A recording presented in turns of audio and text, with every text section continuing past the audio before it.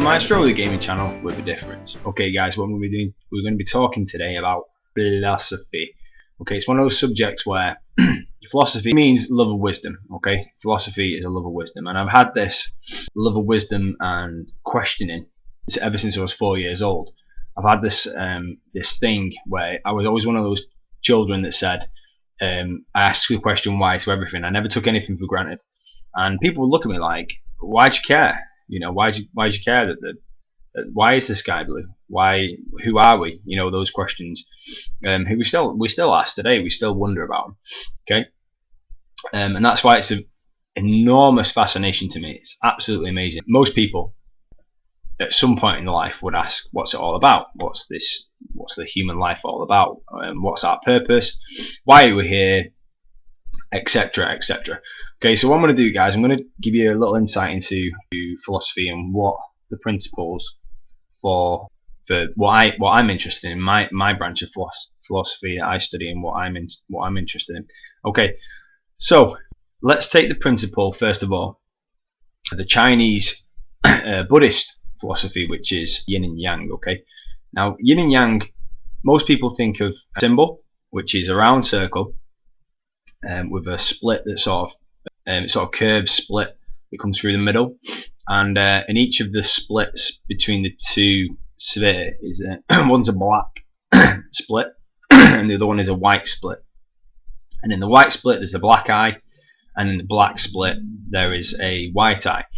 And what this means is it has an in-depth meaning to it, in the sense that most people think that it's just basically opposites. Okay, everything in the universe is positive and negative. Okay, which is fair enough, but it runs deeper than that. There are two things to think about when we think about the Yin and Yang symbol. Okay, the first thing is you can look at the symbol in an explicit way. So explicitly, okay, black is different than white. Okay, dark is different than light, up is different from down, negative is different from positive, etc. etc. Okay, so that's one way of looking at it in an explicit way. Okay, explicitly, it's the most obvious way, if you like. Okay, that's how people look at it. Now, from an esoteric standpoint, an esoteric means like a hidden knowledge of the subject, that or a hidden specialization of a knowledge of a subject that a certain group of people know about. Okay, so esoterically or implicitly, these two colours, these two symbols, these two halves of the dome or the sphere are actually the same. Okay, so they're unified together. And how I'm going to demonstrate that is, if you take a white piece of paper, a white blank piece of paper, okay, and you put an object on that paper. Okay, if the object is white, so you've got a white dot on a white background, so a white dot on a white piece of paper, you ain't going to see the white dot. Okay, so you need a black dot and a white background so you can see the black dot. So the white background implies, okay, implicitly implies the black dot. So you need the white background to have the black dot, and vice versa. So if you had a black background and a black dot, say I had a black piece of paper and I put a black ink pen mark on that black piece of paper, you wouldn't see the black dot. So what this means is that you need a white dot on a black piece of paper. So then white would imply black, or black would imply white. Okay, so they actually go together, and that's the secret pretty much of everything in the universe. So everything is opposite to each other. There are so many opposites within the universe, within our world and how it operates, but they actually go together. There's a unity there. It's like an implicit unity between the two things. Okay, so say for example you take a magnet and it's got a negative and a positive pole. If you cut the magnet in half, then you also get two more poles. You get a negative and a positive. You don't cut it in half, two negatives. It becomes a new positive and negative. So in this way, it's interesting because everything has to have the negative and positive principles. So this straight away, this raises questions, okay, and it raises kind of like a way of understanding things. So a philosopher naturally would look at all sides of the argument. Okay, if someone's arguing about something, let's say the existence of God. Some people say, like the Christians or the Muslims would say, God is real, God is a creator, God is real. Okay, The world was created by God. Now, an atheist, an agnostic, anyone who doesn't necessarily believe that's true, would say, no, you're lying. It's not true. God is not real. Okay. But actually, for them to say that God is true or not true, you actually need the other one to realize that. So the Christian who believes in God needs the atheist that doesn't believe in God to realize that of what he believes. That's the belief of the theory anyway. So to actually have one thing, you have to have the other. So let's take another example. Let's take good and evil, for example. Some people say, okay, I wish there was less evil in the world. I wish there was less badness in the world. Okay, so define what is bad. What is bad in the world? It's hard to do that because, say for example, the good people and the people know they're good. They only know they're good because of the bad people. Otherwise, if we had a world of good people, we would all be good, and then such thing wouldn't exist. It wouldn't be good. It's only good in comparison to bad. Okay, so good is only comparison. Good, being good and doing good things is only comparative and only available to be recognized as that through the badness of things. Okay, if you live in a nice house and you're a nice person with a nice lawn and you look after your gardening and you do all the right things, make all the right moves, look after your children, educate children, etc., etc., we do all the things that are socially acceptable in our world. You only know that you're a good citizen that you do that because there are drug dealers or a bad group of people, what you class as a bad group of people on the other side of the street. Okay, and the bad people know that they're bad, or they know they won't call themselves bad. They might say they're a bit wild. They don't care about things. They don't care about the law and social status, etc. They only know about that because of the good people. So they need each other. So even though they're completely different, you've got the good people on one side of the fence and you've got the bad people on the other side of the fence. Implicitly, they're the same because they need each other to identify who they are. So if someone says to you, for example, I wish there was less evil in the world, or I wish there was less bad people in the world, well, you don't really, because if you do that, okay, if you define those people as bad, then how would you know you was good? Because even in a section of good people, there would be people who were more good than other people. So there would always be a section of bad people, even within a good group. So that might be one argument, you see. So there's always going to be, if you're playing the one-up game, basically there's always going to be a group of better people than less better people or less good people, if you know what I'm trying to say. So this is an important feature in the universe, and it's all about perceptions. It's all about how you perceive something. So if you're a Christian or you're a Muslim and you say the Quran or the Bible is real, everything is written and I'm taking it literally and everything's real, if you say that, then you've indoctrinated in your mind, your perceptions are correct. So anyone who says the Bible is not real and I don't believe in it, then they're bad people, and they don't believe, they're non-believers. So you've immediately associated their non-belief system that's different than yours with bad. Okay, but it's all a game, really, when you think about it, because it doesn't really matter, does it? Because you need in life, the world needs a balance. The same as in your bloodstream or in your body, you have good bacteria and you have bad bacteria. Okay, the bad bacteria is always going to be there from things that you put in your mouth, like it could be something dirty you put in your mouth, and you're always going to have that bad bacteria there, but you're always going to have that good bacteria to fight it off. But without the bad bacteria coming into the body, your good bacteria in your body that protect you, like the leukocytes and the white blood cells, they wouldn't have anything to fight against, so they wouldn't be good bacteria. So they need the bad, to initiate their process, to initiate their job, basically. So this is an interesting thing, from a philosopher's point of view.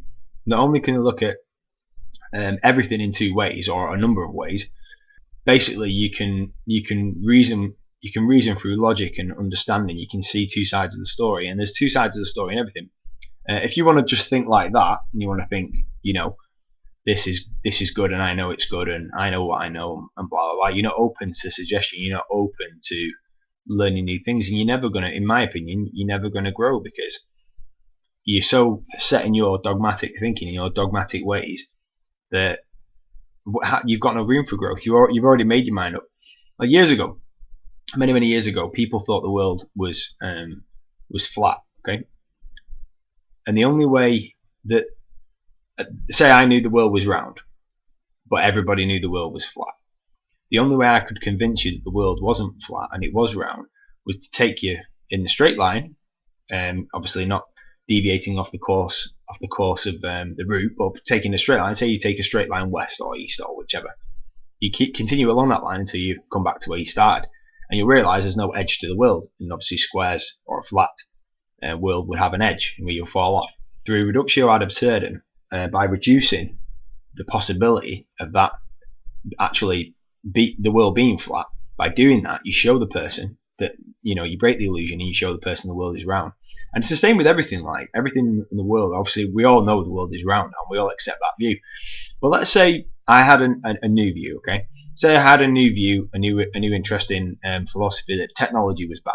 Okay, and bad in the sense of, I mean, it's a broad statement, that, because a lot of technology like medicines, such etc., can be good, but that can also be argued two ways. But we'll go into that in a bit. So, say I said technology, the increase in technology is not a good thing. Okay, someone might argue that and say, well, the reason why you're recording this video is because you have technology. Okay, so I can't say, hand on my heart, that technology is bad.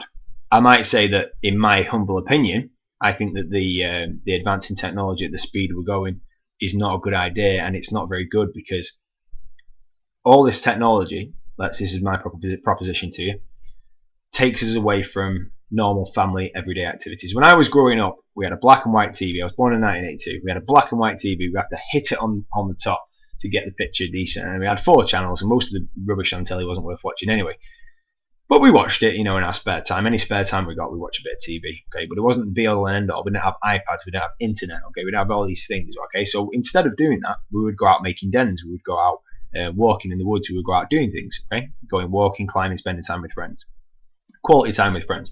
Now, in this day and age, 2000 and, well, it's nearly 2015. Let's say 2015. Okay, because what we're doing is, we have these iPads and these devices, and they actually take us out of the social circle a little bit, because we spend a lot of time on them, and we neglect the actual spending time together, going walking, going camping, going hiking, doing all the things, the family activities that were valued so long ago. So how does this then change the human being?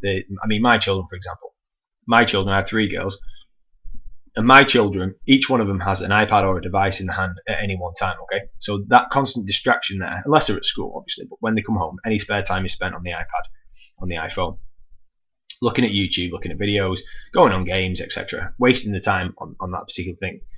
Okay, so by doing that, they take themselves out of the family social circle a little bit. Okay, so when I make tea, when I make a meal, and it's like, come on now, tea time, you've got to come off your iPad, you've got to come off your phone. They really get agitated by that, because all they want to do is play on the iPad, all they want to do is play on the phone. Okay, so they would rather, given the choice, obviously I don't give them the choice, but given the choice, they would rather eat the meal away from the family, playing on the iPad still. Okay, that's what they'd rather do. Well, that takes us out of that nice social bonding that has held us together, like a nice social glue, if you like. It's kept us together, and it's made us the people we are. Okay, so people are changing. People are changing all the time. As time goes on, my children, this generation that's growing up now, will be a completely different generation than the generation that I grew up. Because I grew up making dens, playing with sticks, hitting trees with sticks, chasing people around the woods with a stick, playing army, whatever, hitting tree stumps with a stick randomly, whatever it is. Well, they don't have that. Okay, they don't even know what a stick is. Most of my kids don't even know what a stick is. So that's the difference. They're not in touch with nature as much as they once were. Human beings are away from that. They find it boring. They don't find it interesting. I took them on a walk about 2 weeks ago. We went up to Glossop, where I'm originally from. We took them up to Woodhead and places like that, and we take them walking in the woods, and they don't see it. They don't see the magic of that. They don't see the intrinsic value of taking a walk. Just doing nothing. Like, they've lost. My children in this generation that's growing up now, they've lost the ability to appreciate the simplest things. Okay, because they're so hooked and wired on this technology that they've lost something along the way. So in a way, I could argue technology is bad, okay, in that way. Okay, but technology is also good because obviously increases in medicine, increases life expectancy, etc., etc. You know, we all want to live long and live happy and live free, and technologies allow us to do that. You know, heart transplants, medicine, fighting against cancer, all that sort of stuff. But that raises another philosophical question, because what it does is, let's say we heal everybody, make everybody better. Okay, so life expectancy increases. So now you have a lot of more older people, a lot more spare time on their hands, playing on their iPads, playing with technology, whatever they're doing, if they like technology. A lot of old people don't, but let's say they do, right? They've got a lot more time on their hands, okay, and the world's population increases, okay. So let's just talk about my country, the United Kingdom in general, okay. 62 million people, 62 million people live in Britain, in the United Kingdom. That population will then increase, and then there's a knock-on effect from that population increase, okay. So for example, the same amount of people being born, for example, let's say, so there's a population increase, which means that the roads and the motorways are completely chocker, completely rammed at the high peak times, like, you know, 8-9 o'clock in the morning, and it's 4-5 o'clock in the evening, okay. So it takes me an hour and a half to get home. And a lot of older people that are retired and stuff know not to use the motorways and the roads at that time, because obviously it's dreadful traffic. But what happens is, it's basically a population increase means that the roads are completely rammed. Okay, the world's overpopulated. Okay, so we have to increase food resources. We have to people using more resources such as oil, fuel for the cars, etc., etc. So this increases a demand for this, okay, a demand for these resources. So obviously farmers have to generate more crops, more fields are used to make more crops and make more food, etc., etc. So the knock-on effect of this population increase, okay, from this technology, okay, I'll ask the question: have we accounted for this? Have we accounted for this increase in population? Have we accounted for the increase in the need for food? Obviously there's going to be an increase in food with an increase in population, and what are the factors, what are the negative factors, okay, of this process? So any subject can be argued in both a positive and a negative way, okay. In religion, in theistic terms, they call this apophatic language, and they call it cataphatic language. Cataphatic being positive, talking about something in a positive way, such as a god, or etc., or apophatic, which is talking about some subject, usually to do with religion, in a negative way. Okay, so there's positive and negative way of terming something. Okay, so for example, the sun is great. It's heat, provides us with solar energy, keeps us our body temperatures at a reasonable fluctuation. The sun provides life on Earth, ecology systems, etc. But also the sun can be talked about in a bad way, in the sense that if you stay out in the sun too long, you'll get sunburn, you'll get your possibility of skin cancer, etc., etc. So anything can be looked at in this way, and this relates back to the Yin and Yang philosophy of basically anything can be good or bad. Okay, so this is interesting.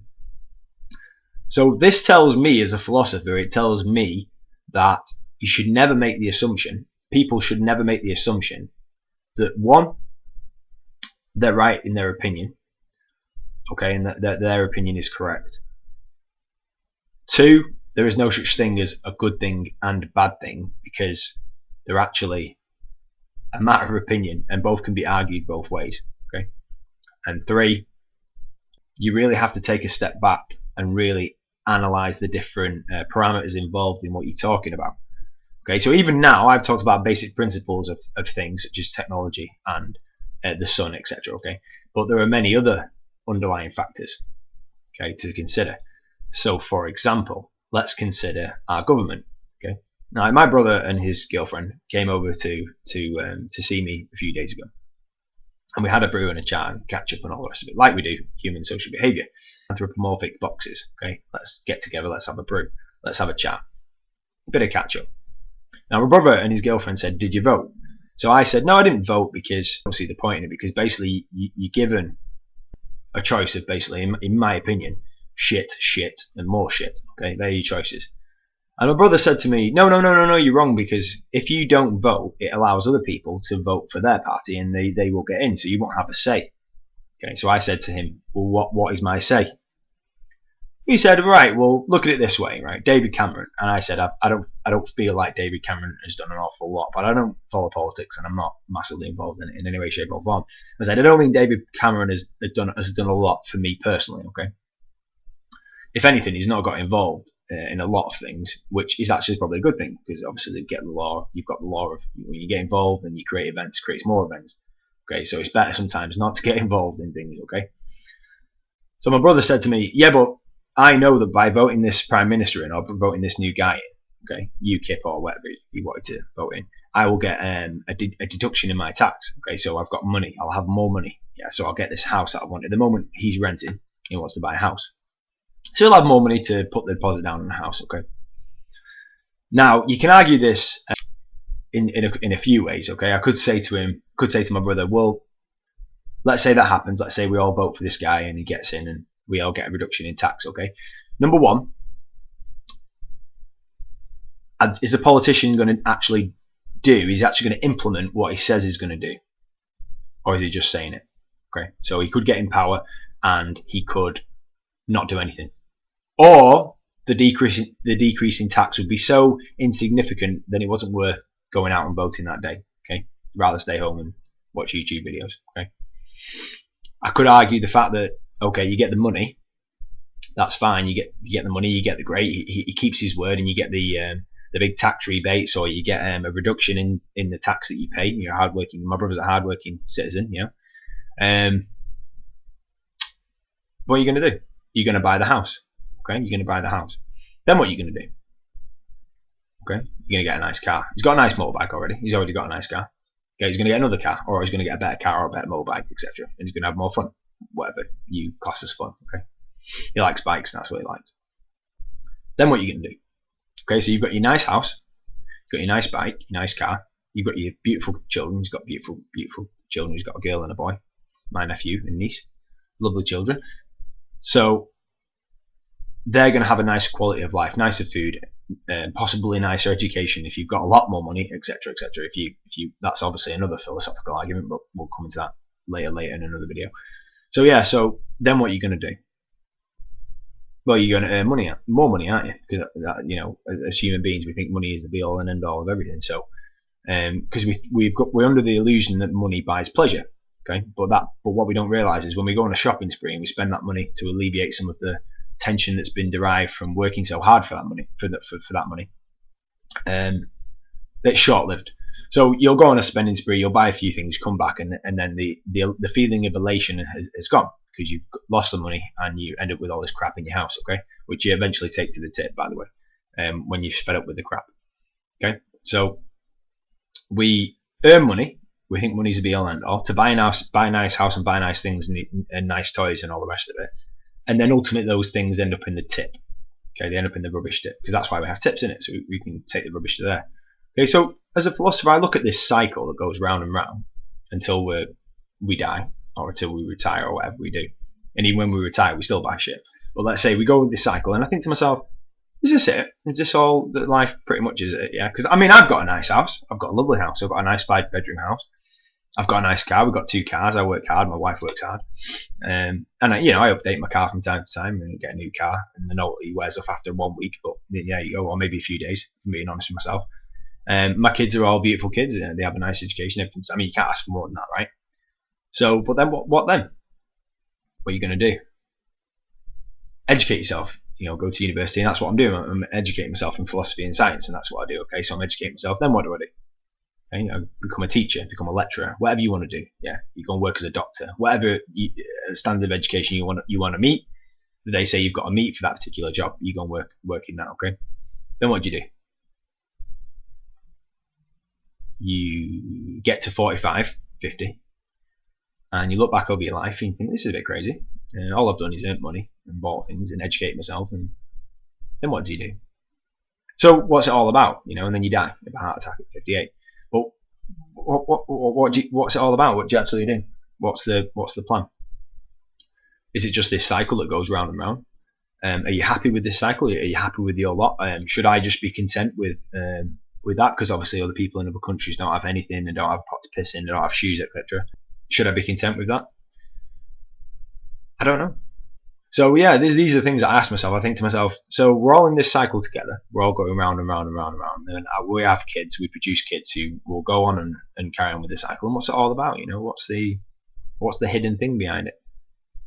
And then you look to religion, and you look at the Christian religion, you look at Hinduism, and you think you want to develop yourself on a spiritual level. So you meditate and you do all the things like that, and you find out which religions suit you and which religions you don't agree with, etc., etc. And I've done this. I've looked at religions. I've looked at different various things, and I've studied demonology. As you know, previous videos I've looked at demonology, and I've looked at ghosts and witches and all sorts of stuff. Very interesting. And from everything that I've learned and everything that I've seen, one of the religions that strikes me as quite interesting is the Buddhist religion. Now, the Buddhist religion, they believe in a lot of different things, and it gets a bit esoteric, but what they actually believe in is they believe in a kind of, that there is this cycle that goes round and round, and they believe that if there is a God, not a creator as such, but a sort of presence, if you like, not an anthropomorphic God, not a guy in the sky with a big cigar and a big beard, but they believe in this presence that sort of underlies each human being. Okay, and the God is sort of playing his role through us, so he's enjoying himself, and life is a play basically. Okay, and this was interesting for me. And they believe that you do go around on the cycle and you go around on the merry-go-round, but then there is a way of breaking the cycle through what they call satori, or through an awakening or an enlightenment through being a Buddha or a Hindu. The Hindus also believe a certain branch of this and a certain type of this theory. And you break the cycle and you come out of it and you're free. Because if you don't break the cycle, what happens is when you die, you kind of reincarnated as another being, whether it be, you know, a fly, a dog, an animal, another human, whatever.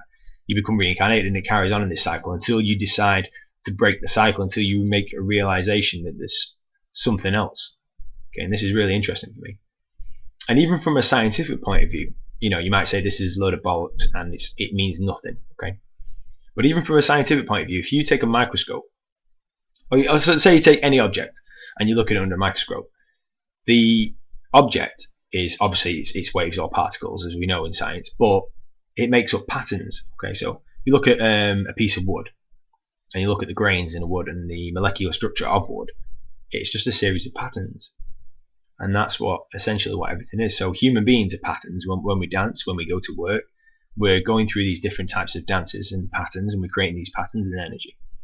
All kind of like one force together. If you was a UFO looking out onto the earth and you looked at us, you'd probably see like a massive, like an ink blot, and then during the daytime, this ink blot sort of like stretched out into branches, and it would go to its jobs and it would go and do whatever it does, and then at night time it would shrink back into the blob, or the different various blobs.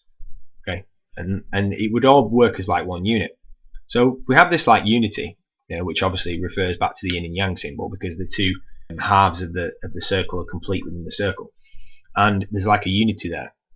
So amongst human beings and all animals and all animal systems, such as the bee and the flower, etc., they all have this unity of systems. So you can't have one without the other, going back to the theory of the Yin and Yang. So with humans, for example, you have to have the earthly environment. And it can be deceiving at times, because we can move from environment to environment, from a desert to a snowy environment to a deciduous environment, you know, woods, trees, etc. And we can move environments, and this is, but we're the same as the tree, you know, we're the same as the plants. You know, the tree is rooted to the ground, which is different than us, but the tree still needs the earth to reproduce other trees and other plants, and flowers need the soil and need the earth to produce other flowers. And we're the same as them in a way, because we are the same as them, because from my point of view, because we need nature, we need the earth to reproduce. Okay, so we couldn't, if we go to visit the moon, or we go off this planet, we take a canned version or a contained version of the earth with us, the right oxygen, the right atmosphere, etc. So we are tied in. So you could say Mother Nature, being part of Mother Nature from a sort of pagan look at it. We are part of Mother Nature, and from pantheism expresses the unity of all things and the divinity of God within all things. So if I do believe in God, from my philosophical point of view, if I do believe in God, I believe what the Buddhists believe, which is that God is within all of us, because we make we make everything around us. Okay, so here's an interesting theory for you. Here's an interesting thought. Your eyes detect light from the sun that reflects off all objects, refraction and all the rest of it. Okay, so you create the objects in front of you, because without your eyes there'd be no light in the world, there'd be no sun. You wouldn't see the sun, would you? So you wouldn't create light out of the darkness. So your eyes make the objects around you. Okay, the same as your ears hear the sounds, which are essentially waves. Hear the sounds around you. So you take sound out of the air, the different sounds, such as the street traffic or music or whatever the sounds are, people talking, and your ear creates that and interprets it via your brain and messaging, etc. So in a way, you sort of like conjure the world around you. Now this gets pretty deep, because that's like saying that the whole world, the colours of this room, everything, is within my spine and my brain, my spinal cord, my senses, my brain. Everything is created through me. So without my spinal cord, without my eyes, without my taste, touch, smell, etc., there is no world, is there? There's nothing. So that's an interesting theory for you, because perhaps that, let's say for example we take the Buddhist look at it and we say that God is within all of us. Okay? God is playing us a bit like a puppet, but we have free will. Okay? So we can control what we do. God is just watching like a spectator that sits in the background and watches what we do. We, through God or through something within us, let's say, we are creating the environment and creating the world around us. Okay? Because without our senses, there wouldn't actually be anything, would there? Or let's say you take a blind person. Well, the sun's actually there, but the blind person doesn't know that the sun's there, in the sense that they can't see light, they just see black. But a blind person is so used to that that they wouldn't ask any questions. But if everybody in the world was blind, everybody would just see total darkness, wouldn't they? And maybe we'd feel the warmth of the sun or whatever, but we wouldn't know the sun was the sun, because we don't have any eyes to see the sun, would we? We wouldn't know it was a big ball of burning gas, would we? Big ball of burning heat. Because we won't have any eyes to see it. So in a way, one could argue that we create and we conjure the environment around us. Now here's another interesting philosophical concept for you. Does anything really matter? You hear my wife, and you hear other women, and not just women, guys as well. We hear people bitching about other people, saying this and that, and say, you know, this person, blah blah blah, and this person hasn't got a nicer dress as me, or whatever the thing is that they're bitching about. Does it really matter? Because in 100 years, 200 years, whatever, or 50 years, whatever, it's not going to matter, is it? The whole thing, it doesn't matter, because we're going in the ground, aren't we? We're going to return to the earth, and we're going to get eaten by worms, and we're going to return to the soil. So that conversation doesn't matter, does it? When you think something on a big scale, nothing really matters. I mean, you know, the existence of humans, we could argue, is important. We need to go on and have kids and reproduce and all the rest. But so what? So they can reproduce and do the same thing. So the whole life game that we play, that we seem is so important to us, the little things in our life that we worry about, are not really that important when you take a step back. Excuse me. When you take a step back and you realise the vastness of the world and the universe. Our little everyday, ooh, check her out, she's not nice, or I can't believe that guy did that, can you believe that guy did that? It's just basically, it's bullshit. It's just all bullshit, isn't it? Everything is bullshit. Everything in terms of what we seem is important, that's our egotistical, that's not our true us as a human being organism, that's our egotistical mask that we put on, which I've spoke about in other videos. And a lot of other philosophers have spoke about this as well, where we have this mask and it's not really us, and we don't really know who we are. You know, we just have this mask that we've grown up with and we've been told who we are, and that mask is then projected onto other people. But if you take a step back and you realise that your ego and your image that you put on of yourself, like I'm doing for this video now, is not important, and it's not essentially the real you, then you realise it's all bullshit. Everything's bullshit.